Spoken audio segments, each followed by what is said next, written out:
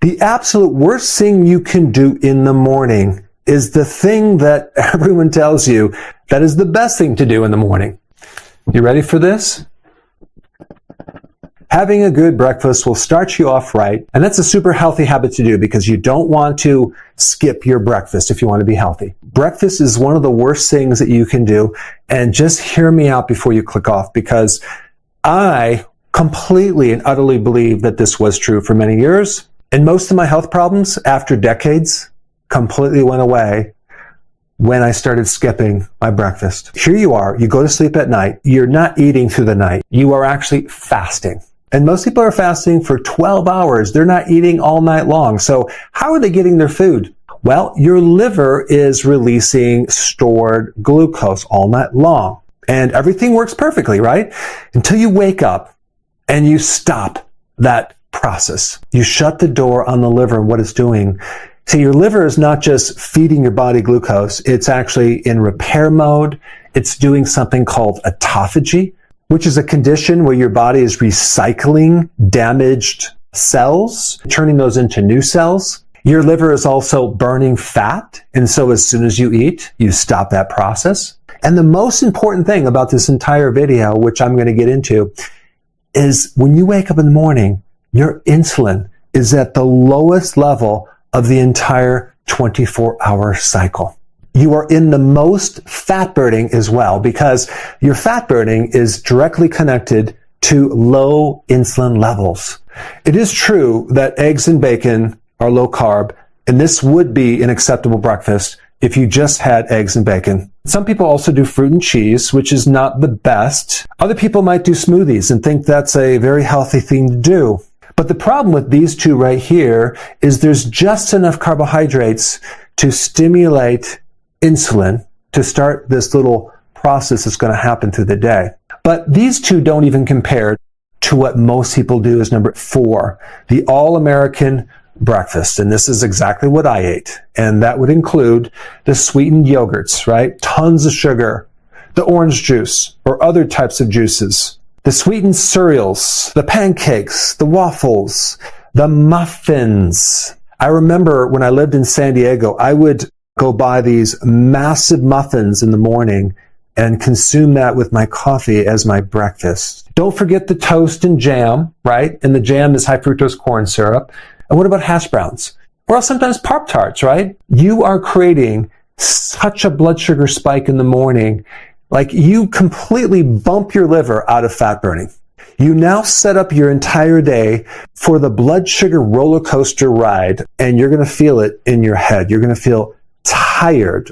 A lot of people do consume these, but they also consume eggs and bacon at the same time. And they might think in their mind, as long as I'm having protein, I can also have some of these, right? Or maybe if I'm consuming these, the extra protein will help curb and lower my blood sugars. And it actually does. It does bring the sugar a little bit lower. But here is the problem. It does not bring your insulin levels lower, okay? Just the blood glucose levels. Your insulin level spikes not just with these carbohydrates, but also with the protein. That's right. Protein also increases insulin. If you combine protein and carbs, you create a doubling effect of the insulin. I know some of you are going to say, wait a second, how could you have a lower blood glucose level? Maybe you monitor that, but then have higher amounts of insulin. Well, it has to do with what protein does with food in your intestine. It actually slows down the assimilation of food in the intestine, so the blood sugar goes down, but in the background, you get this massive, massive spike of insulin. Insulin destroys your body 10 times more if it's very, very high. Is it creating damage? Yes. But it's not creating a diabetes damage until later when the insulin starts failing to work and now the blood sugar goes out of control. And so let's go through what happens to your liver if this insulin is high. First of all, you're not going to be able to burn fat, okay? Fat burning is going to be shut off, all right? So this breakfast, forget about losing fat. Are you going to be storing fat? Yes. Your body is going to be in a fat storing mode, and this is why your liver becomes fatty from this breakfast right here. You'll start to retain sodium, okay? You're going to start holding fluid, and if you just press into your foot, it might leave a little dent, possibly as a pitting edema. You're going to be hungry. Why are you going to be hungry? Because insulin triggers appetite. Insulin's going to also cause you to be inflamed. It's going to cause more visceral fat in the gut. It's going to cause the retention of iron, which is going to create more inflammation in the liver. It's going to bump you out of ketosis. So your body is now going to be dependent on refined glucose. So if you're going to have this breakfast, this sweetened, carved out breakfast, you're going to need to eat something. Probably just a little something sweet to get you by till lunch, right? And then this whole cycle starts over again. Because there's inflammation, you start developing fibrosis, that's scar tissue in the liver.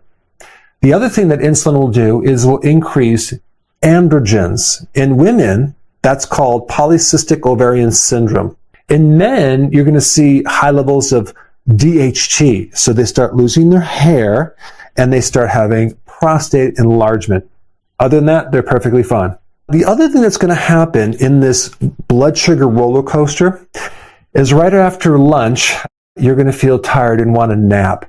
Around mid-afternoon, you're going to want a snack to get you by till dinner. Okay, then you eat. And then now we need a snack at night. And then you go to bed and wake up and start the whole cycle again. Now, what's going to also happen, you're going to develop insulin resistance. So at night, you're going to have to pee very often. 2, 3, 4, 5, 6, up to 10 times a night. I know people that have gotten up 15 times a night. Just think about what that does to their energy the next day. If they just get rid of these snacks and go to 2 meals a day, it would solve the problem. The other thing that all these refined carbs will do is increase cortisol. So it's going to start to put you more in a flight or fight mode, which you're going to be more in stress mode versus a calming state.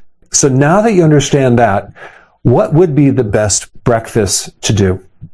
Nothing. It should be no breakfast, okay? And I'm going to tell you why. If you just eat 2 meals a day with no snacks and go on a lower carb diet, it forces your body to burn ketones, which are the byproduct of fat, and it takes you away from depending on the calories from the next meal, and it gets your body to burn your own fat. So you can easily go from one meal to the next without being hungry. You can easily go from your dinner, that last meal of the day, all the way through the night to the next day. You won't be hungry in the morning, okay? And then you go right to your lunchtime, and then you have that as your first meal. What I did is I just did a eggs and bacon breakfast, but it wasn't until I got rid of the breakfast completely that I started to really improve my brain, improve my mental capacity, my mood, and especially my weight. I was 211 pounds, and I went down to 185. Now I'm like 190. What I would recommend is first getting rid of these carbs, okay? Don't keep doing the carbs. If you lower the carbs, okay, then it's going to be easier to start tapping into your fat and make it from one meal to the next. And then when you wake up in the morning, just ask yourself, am I really hungry? And you're going to say, well, no, I'm not. Okay, good. Then don't eat. Don't eat if you're not hungry. Eat when you're hungry. So at first, you can go in the morning all the way till maybe 10:30 in the morning. Maybe you're hungry. Then eat then. And keep pushing that breakfast further and further towards the lunch to the point where you don't need a breakfast. Your first meal is your breakfast at 12 or 1 o'clock. Okay? If you do that, so many wonderful things are going to happen to your liver especially. You're going to be able to get rid of the extra fat off the liver very quickly, probably within a few weeks. Your inflammation's going to go down. You're going to reduce the scar tissue. You're not going to be hungry between meals. Your belly fat's going to go away. And I promise you, it'll be one of the best things to change out of your lifestyle of all the things you're doing, just getting rid of this breakfast completely. I have a free download that I want to give to you. This free download is my daily routine in a checklist. This is a routine that I use every day to feel like I'm 18 years old, even though I'm 60 years old, and I want to give it to you for free. And so there's a little link down below. Click it and definitely download that. And after you do that, you're probably going to need to know the details on what to eat when you eat those 2 meals. And for that, I put this video up right here. Check it out.